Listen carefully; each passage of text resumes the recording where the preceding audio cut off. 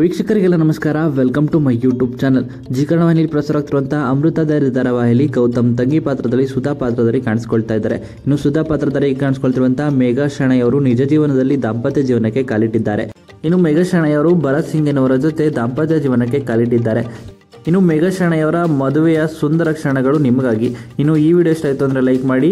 ಮೇಘಾ ಶೆಣೈ ಹಾಗೂ ಭರತ್ ಸಿಂಗ್ ಜೋಡಿ ಬಗ್ಗೆ ನಿಮ್ಮ ಅನಿಸಿಕೆಯನ್ನು ಕಮೆಂಟ್ ಮೂಲಕ ಕಮೆಂಟ್ ಮಾಡಿ ತಿಳಿಸಿ.